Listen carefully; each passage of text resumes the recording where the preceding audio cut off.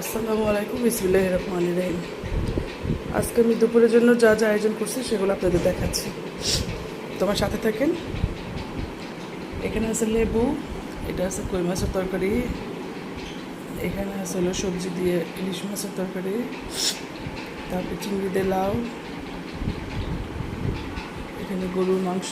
আমার ছেলে হাড্ডি খুব পছন্দ করে, নুনি, সাথে সেটাই করছি। আর আছে সাদা ভাত। আজকে আমাদের দুপুরের আয়োজন এগুলাই। তো সবাই ভালো থাকেন, সুস্থ থাকেন। আসসালামু আলাইকুম, আল্লাহ হাফিজ।